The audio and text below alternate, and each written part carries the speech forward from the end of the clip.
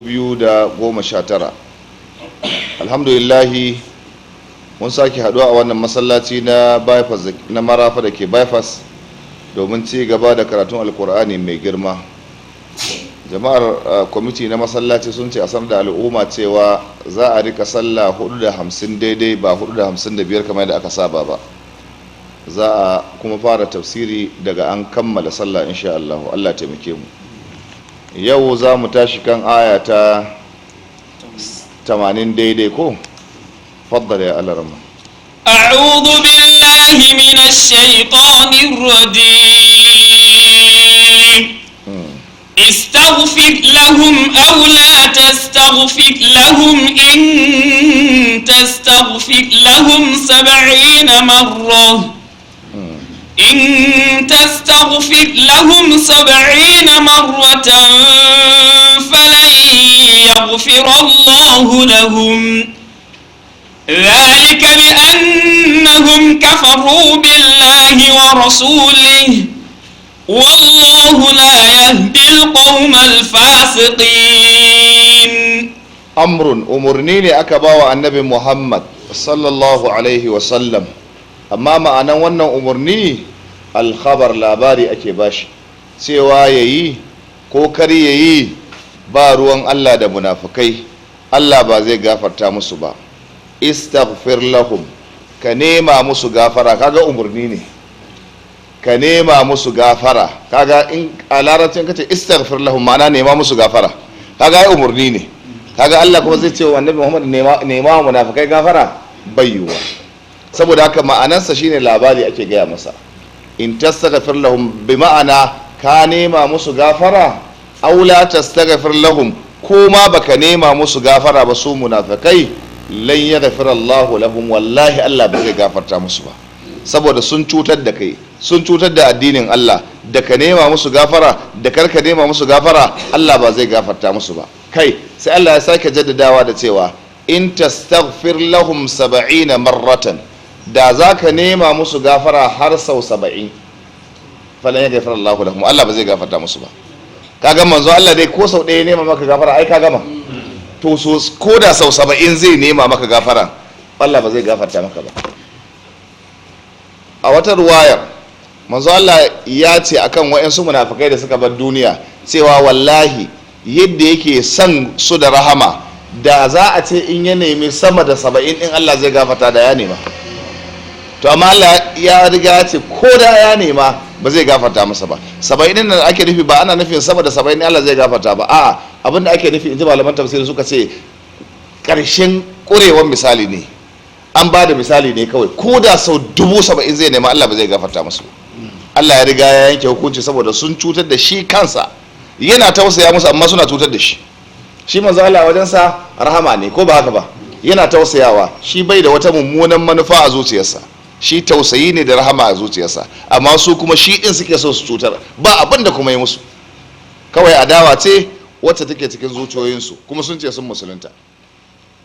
Sai Allah tabaraka wa ta'ala ce wallahu Allah la yahdil qaumal fasiqina, Allah ba zai taba shiryar da mutane waɗanda ba sa yin imani ba, fasikai wanda shi suka sa a gaba, ma'ana fasikanci. Sai Allah ya ce فرح المخلفون بمقعدهم خلاف رسول الله وكرهوا أن يجاهدوا بأموالهم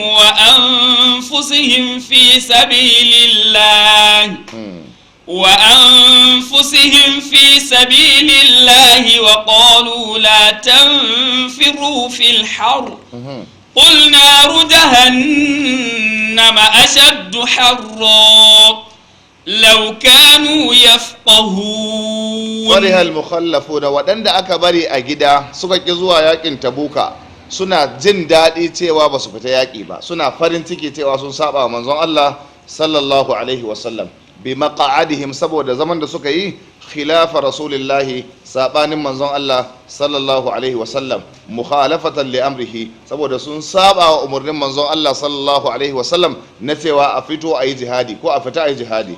Wa karihu sun ki an yujahidu, su taimaki addinin Allah bi amwalihim da dukiyoyinsu, wa anfusihim da kayukansu wajen su fita a yi jihadi fi sabilillahi don ɗaukaka kalmar Allah sun ƙi su wannan. Wa qalu bayan masu ɗin sun ƙi, wa qalu sai suke ta cewa la tanfiru fil harri, suna sassauce zuciyoyin mutane na cewa su ma kansu fita, bayan sun hana kansu suna hana ma waɗansu. Ai la tanfiru, kada ku fita fil harri cikin tsananin zafin nan, domin yakin Tabuka an yi shi ne lokacin da ake tsananin zafi, kuma cikin sahara ko kuma cikin yashi a ce ana zafi ka fito ka bi da abin hawa ko ka bi da kafa, kaga abin ba daɗi. Saboda haka suka ce mutane kada ku fita wannan zafi, manzo Allah ya zo ya ce ku fita.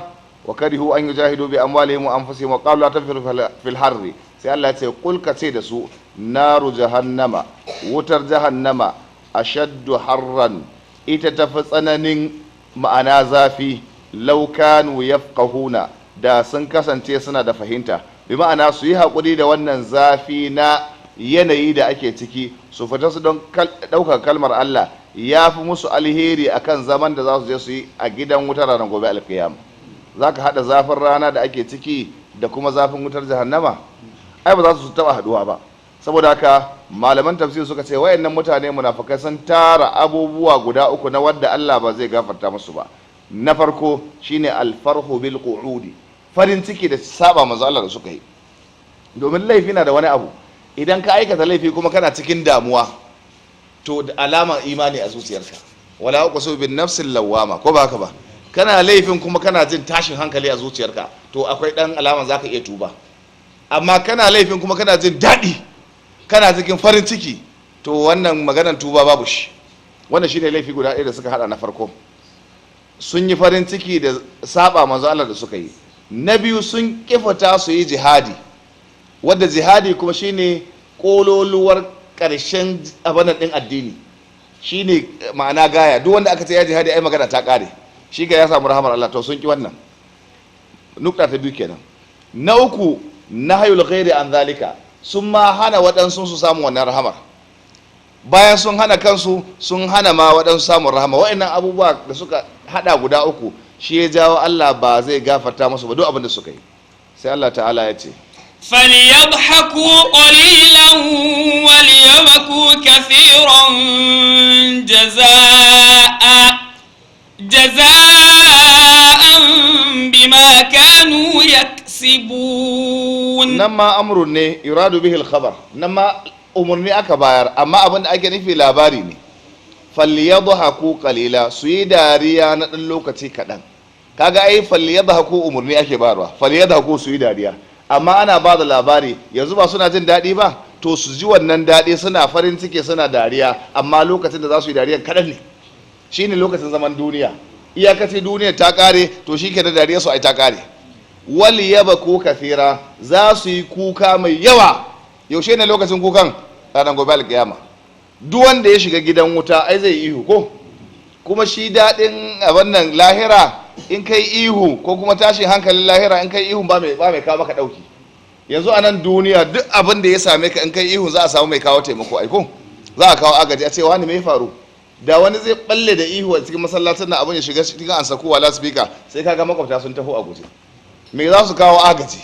Me yake faruwa a masallacin nan?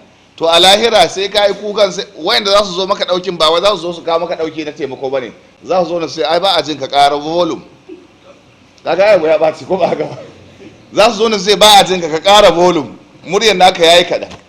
Kamar yaro ne ke kuka, wani ya dake shi abokinsa yana kuka, sai wani abokinsa ya zo ce ji mota ba ma je ƙara volume. Kaga ai sai ya fi jin haushin mai mace masa ƙara volume ji mota. Ina fata ana fahimta. Shine Allah ta'ala yake ce mana wa idza ulqu minha makanan ضيقا وإذا ألقوا منها مكانا ضيقا مقرنين دعوا هنالك ثبورا لا تدعوا اليوم ثبورا واحدا ودعوا ثبورا كثيرا. قل أذلك خير قل أذلك خير أم جنة الخلد التي وعد المتقون كانت لهم جزاء ومصيرا. الله تعالى وإذا ألقوا منها إذا أكزيفا سوء جدا متى كم وني أبن الأذبي شي زيفا وأجدا متنا لاهرة مقرني sai an daure mutum, sai an daure dan wutan da za a jefa a gidan wutar, domin a filin hisabi ake fara jefawa. Daga filin hisabi waje a yawma idin bi jahannama, sai a jawo wutar jahannama, za a jawo ta kusa da filin hisabi. Ana jawo ta, waɗansu daga nan filin hisabin kawai sai a fara musu muqarrani, a daure su.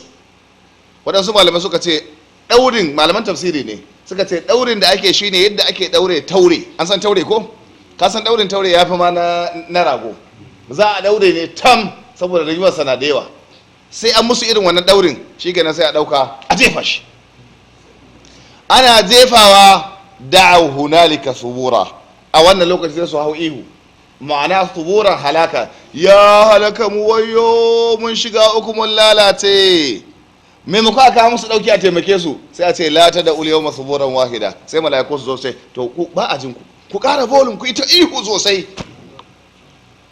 Kaga ai haushi kan haushi. La ta da ulyawma suburan wahida wad'u suburan kathira, ku ita kiran halaka da ihun naku ya karfi sosai. Sai Allah ya ce da mu yanzu da ake mana wa'azi, kul ka ce da yanzu waɗanda suke sauraron karatun nan suke fahimta abin da ake karanta musu, a zalika khairun, yanzu a yi maka haka ranar gobe alkiyama, a maka daurin akuyar taurin da za a yanka a jefa a wutar jahannama, shi yafi alheri, am jannatul khuldi, ko kuma aljannar da zaka dawwama a cikin jin dadin ka, wanne yafi? Ai amsa ɗaya ce, amsar kawai shine aljanna. Saboda haka duk abin da muke a duniyar nan wallahi in baka shiga aljanna baka lalacewa, karshen lalacewa. Kanat lahum jaza'an, kuma aljanna nan sakamakon abin da kai ne a nan gidan duniya, wa masiran kuma ya zama shine matabbataka, shine makomaka. Allah ya sa aljanna ta zama makomar mu. Shine Allah ya ce wal yabku kathiran, su yi kukan dewa. Allah bai damu da kukan da za su yi ba. Jaza'an sakamako ne bima kanu yaksibun, dangane da abin da suka aikata a gidan duniya na munafurci, nukin tsayuwa da imani akan addini. Sai Allah ya ce فإن رجعك الله إلى طائفة منهم فاستأذنوك للخروج فقل لن تخرجوا معي أبدا ولن تقاتلوا معي عدوا إنكم رضيتم بالقعود أول مرة فاقعدوا مع الخالفين. ga punishment inda za a yi wa munafikai bayan an dawo Tabuka. Allah ce fa in raja'aka Allah, idan Allah ya dawo da kai ila ta'ifatin minhum, zuwa ga wani yanki na wayannan munafikai da suka kifita jihadi don ƙarya, fastazanuka lil khuruji, sai za a fita wani yaƙi mai sassauci bayan yaƙin Tabuka, wanda sun tabbatar wannan yaƙin ganima kawai za a ebo. Don akwai yaƙin da in an fita kawai akwai alama kafin ma a je ana gamsuwa a jiki cewa in an je za a dawo da ganima.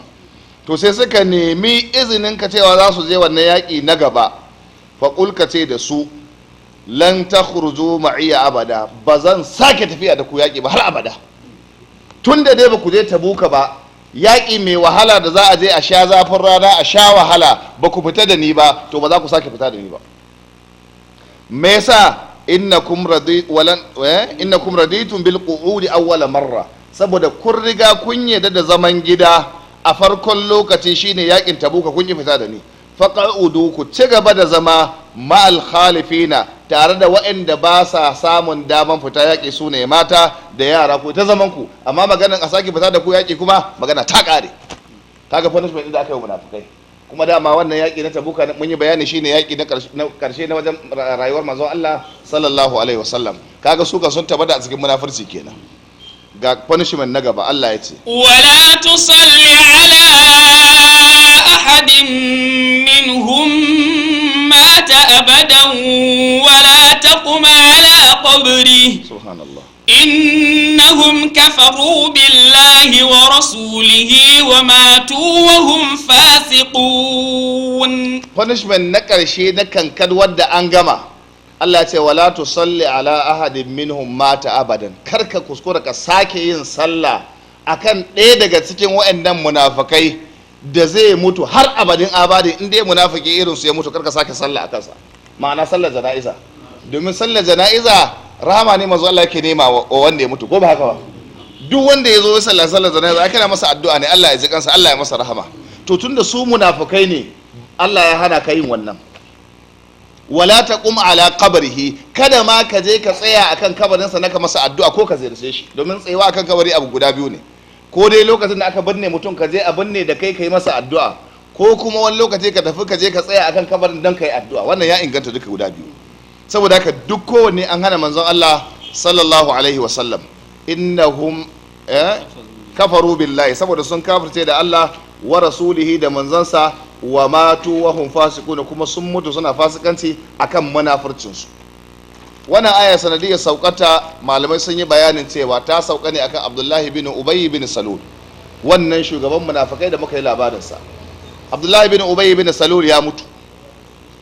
Lokacin da ya zo ya mutu musulmi, amma dai duk garin Madina an san cewa babban munafiki babu kamansa, shugaban munafikai ne, ra'asul munafiki da mun yi bayani karawa da suka da ɗansa a bayan garin Madina, ko ba haka ba, wadda haddan ya ɗau takobi ya ce ko ka yadda cewa kai ne makaskanci, an fahimta, ka yadda annabi sallallahu alaihi wasallam shine wanda yake mabuwayi, ko kuma na guntule kanka a yanzu. Nan take ya amsa wa dan ya tsira da rayuwarsa. To yanzu ya mutu, kuma ka san da akwai tausayin uba na cewa Allah ya gafarta masa duk yadda suka fafatan nan. Yanzu bayan uban ya mutu, amma kuma yanzu shi yazo yake neman ta yaya Allah zai ji kan ubansa.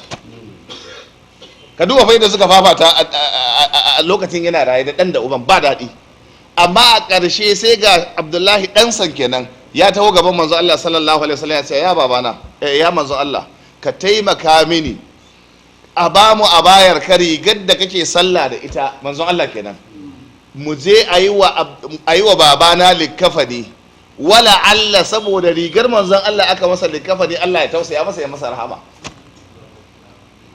Kaga ai dan yana tausaya ubansa, ko ba haka ba? Ya zo ya roƙi manzon Allah ya ɗau riga ya bayar. Sai na Umar yana kallon abin da ake yi, sauran sahabbai suna kallon abin da sun san kuma rigar wa za a je a yi wa lifafa da ita. A nan take ransu ya ɓaci, su sahabbai ba su ji daɗi ba, saboda sun san waye Abdullahi. Kuma yanzu Abdullahi bayan ya mutu kuma ya samu irin wannan gata, wadda da dama ba samu wannan gata ba. Aka ɗau riga aka je, sai na Umar ransa ya ɓaci, shi yana zai haushi ya manzo Allah zai yi wannan abu. Aka je aka masa lifafa da ita, saura sallah ko ya sake zo ya samu manzo Allah ya ce, to mun gama lifafa yanzu saura sallah, kuma kai muke so ka zama liman. Ga rigar manzo Allah, ga limanci, kaga shi ka dan gata ne, ya gama cin mutuncin addinin musulunci, ya gama munafurci wa manzo Allah, ya gama cin mutuncin manzo Allah, kuma yanzu rigar manzo Allah, sannan ko manzo Allah shi da kansa zai zo ya masa sallah. Hakan kuma aka yi. Manzo Allah ya ce, so sahabbai bismillah, za mu je masallaci Abdullahi, sai wannan ya tsoka, sai wannan ya kauda kai, sai wannan ya kauda kai, duk aka ta kauda kai sai na Umar ya gagara ana kauda kai, amma shi sai ya fito fili ya ce, haba manzo Allah, atusalli alaihi wa huwa munafiq, zaka je ka salla akai sa bayan karshen shugaban munafikai na duniya, kuma ka je ka sallace shi. Sai su manzo Allah ya dafa kafada sayyidina Umar, ala rislika, saurara Umar, me yasa manzo Allah na son haɗin kan al'umma sallallahu alaihi wa sallam, baya so a samu matsala, baya so a samu wani kalan. Shikenan yace kai hakuri Umar. Sai aka tafi, sahabbai suka je. Umar dai a wa'ansu malamai masu kawo bayan sun ce Umar bai je wannan sallar ba, shi kawai ya ji zuciyarsa ba za ta iya barinsa a je a sallaci Abdullahi bin Ubay bin Salul ba, bai je ba.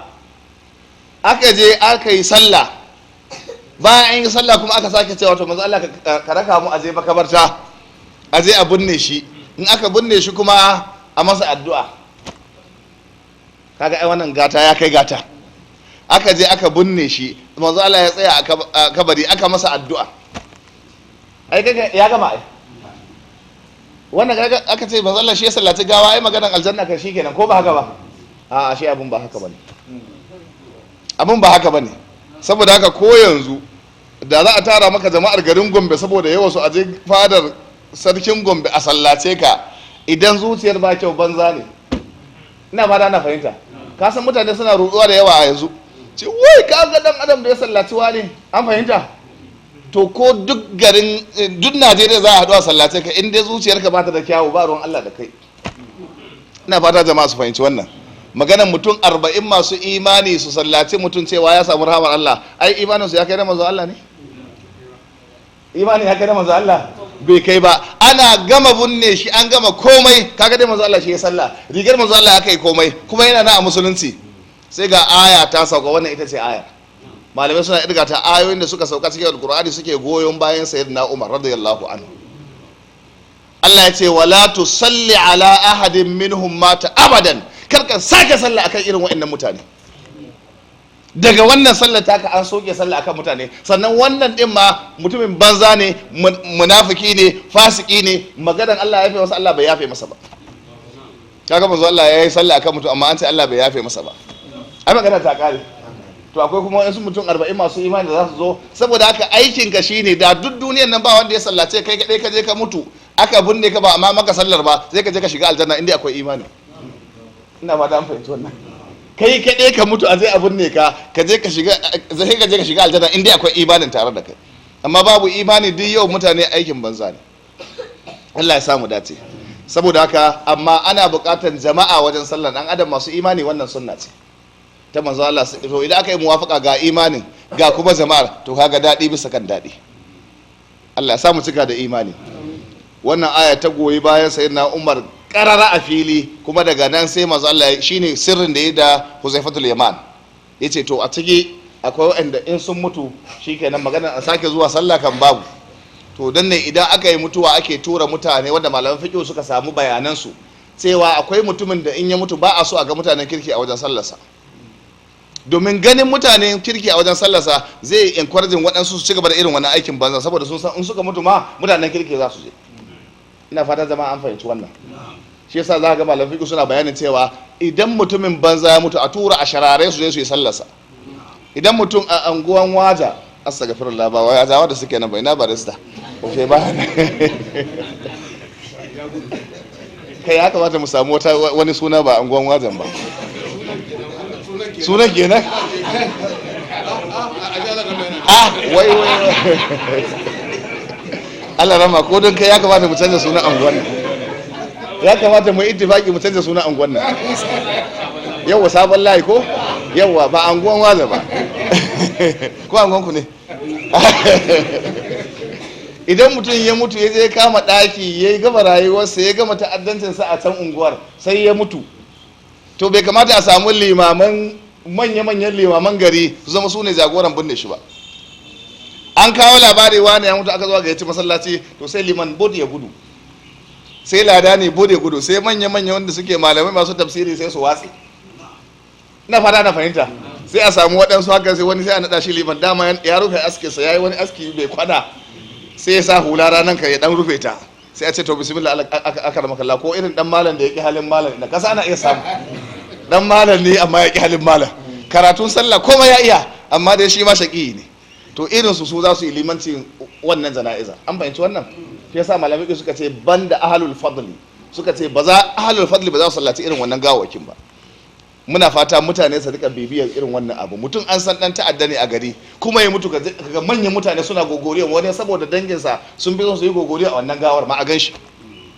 Malami ne da Allah a ganshi wai a wannan jana'izar, kuma ya san mutumin ba na kirki bane. Malamai sun ce karkaje. Daga manzo Allah ya fara ba da wannan umarni. Ina fata jama'a sun fahimci wannan. Ko ba malamin da zai musa wannan abin da nake faɗa haka yake a rubuce. Allah ya samu dace. Saboda ka yi kokari ka zama cikin mutanen kirki don mutanen kirki su sallace ka. Ci gaba. ولا تعجبك أموالهم وأولادهم إنما يريد الله أن يعذبهم بها في الدنيا وتزهق أنفسهم وهم كافرون. وانا آية ما يميتي na irin ayar da muka yi a baya.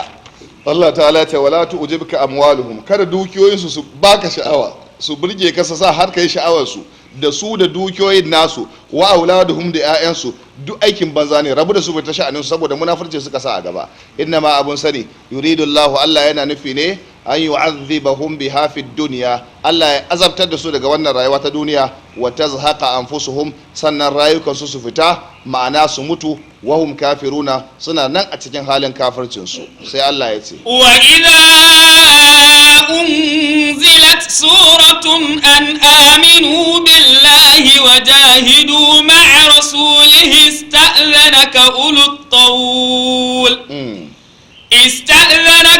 الطول منهم وقالوا ذرنا نكن مع الخاعدين.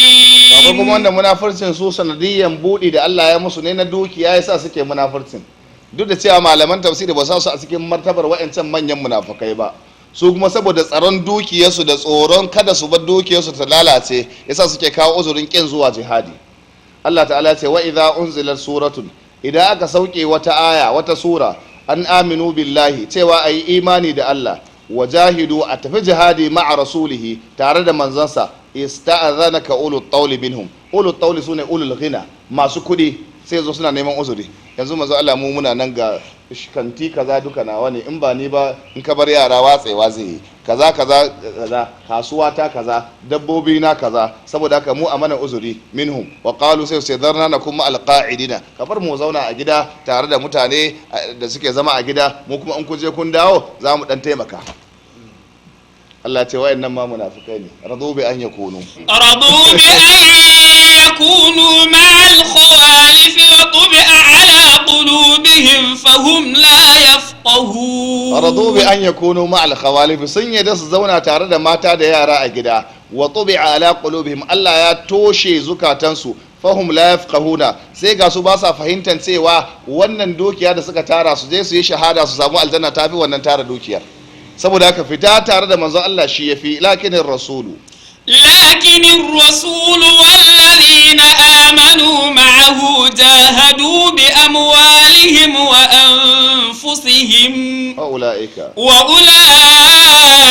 لهم الخيرات وأولئك هم المفلحون. لكن الرسول لله شي منزو سيدي شي منزون الله والذين آمنوا da wanda suka yi imani ma'ahu tare da shi jahadu suna fita jihadi ne bi amwalihim da dukiyoyin nasu, suna ɗauka masu taimakawa waɗansu bayan Allah don a fita jihadi.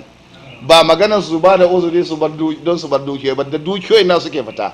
Wa anfusihim da kansu ga dukiyar. Wa ula'ika lahumul khairat, irin waɗannan da suke fita da dukiyoyinsu da kansu su suke da alherai, ma'ana aljanna ranar gobe alkiyama. Wa ula'ika humul muflihun, kuma waɗannan su ne za su yi nasara. Allah ya sanya mu cikin 'yan nasara. أعد الله لهم جنات تجري من تحتها الأنهار خالدين فيها ذلك الفوز العظيم. أعد الله لهم جنات، الله يا تانا دامس الجنة يا تتلامس الجنتين تجري من تحتها الأنهار ود كورموكي غدانا أتكي خالدين فيها ذا صدوما أجدان الجنة ذلك الفوز العظيم. wannan shine rabo wanda yake mai girma. Allah ya samu wannan rabo. Mun ji munafikai 'yan birni, ma'ana 'yan Madina. Gobe za mu tashi kan aya da take magana a kan munafikai 'yan ƙauye. Kaji Qur'ani. Shi munafikin ma kashi biyu ne, akwai munafikin birni akwai na ƙauye. Za mu ga wanne ne yafi tsanani, na birni yafi ko kuma na ƙauye? Yanzu aka tambaye ka kai wanne zaka ce yafi? Na birni ko na ƙauye? Da amurka za ka ba wasa, na birni ya fi illa ko na ƙauye ya fi illa? Ya ce munafiki duk munafiki ne, amma Allah ya bambanta mana, ya gaya mana wanda ya fi muni. Insha Allah za mu ci. Ina ce ana so a ji. Allah kai mu gobe lafiya. Abinda muka faɗa daidai Allah ba mu lafiya ladansa, abinda muka yi kuskure Allah tabaraka wa ta'ala ya gafarta mana. Na'am. Akwai malam garba an masa rasuwa ka ya dukkan su tare da za a yi sallar janaza a masallacin Bolari. Okay, akwai malam garba an masa rasuwa ya dukkan su za a yi sallar janaza a masallacin Bolari. Shine sanarwa? Wannan fa menene? Karanta dai. Wannan masu shi suna cewa fatan malam ya tashi lafiya. Allah ya kara wa malam lafiya. Amin. Ɗaliban jami'ar jihar Gombe musulmai na neman addu'a don za su fara jarrabawa ranar Litinin. Allah ya ba su nasara. Da gobe za a shiga wannan na ga sanar da shi. Sai kuma akwai wannan lokacin sallah ne. Okay, lokacin sallah an faɗa shi. Wannan kuma wata da ta yi masters degree a economics na neman addu'a Allah ya ba ta aiki. ta yi digiri a economics. Allah ba ta aiki wanda za ta ji tsoron Allah da shi. اللهم صل على محمد وعلى ال محمد كما صليت على ابراهيم وعلى ال ابراهيم انك حميد مجيد. ربنا عليك توكلنا واليك انبنا واليك المصير. ربنا اتنا ما وعدتنا على رسلك ولا تخزنا يوم القيامه انك لا تخلف الميعاد. سبحان ربك رب العزه عما يصفون سلام على المرسلين والحمد لله رب العالمين.